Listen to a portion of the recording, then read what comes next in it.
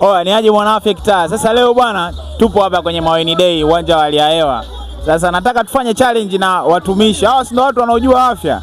Sasa leo tunageuza chini juu juu chini. Leo tunauliza maswali ya jamii. Twende, tunaanza na muuni mmoja hapa kwanza. Oya, vipi kaka? Safi kabisa. Shwari? Shwari kabisa. Sasa Omboi, kuna shilingi 10,000 hapa inaelea. Hii ni shilingi ngapi? Shilingi 10,000. Sasa babu, nachotaka mimi uniambie kirefu cha NIDA. Una NIDA kwanza?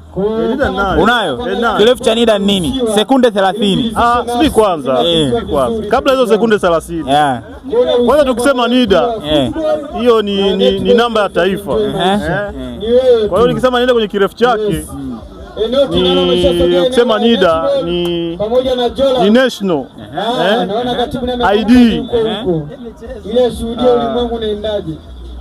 Asante sana. Sasa hiyo D na A hiyo. Kwa umeshindwa. 10,000 inaondoka hiyo. Asubiri kwanza. Tumekubaliana sekunde 30. Sawa. Na zimeisha. Umeshindwa au unataka urudie tena? Nipe muda kidogo. Ndio muda nimekupa. NIDA kwa mimi ninavyofahamu NIDA tu ni national ID, yani basi umekosa. Hebu kuna ndevu mwanangu, naona una ndevu. Kuna ndevu. Omboi kashashindwa huyu. Tani, bado tupo uwanjani hapa. Tuko na madam hapa. Madam, mambo? Poa. Unaitwa nani? Naitwa Jacqueline. Hebu angalia kamera pale. Sasa Madam Jacqueline, leo nina challenge swali moja. Ukipatia kuna shilingi 10,000 hapa. Sawa? Ndio.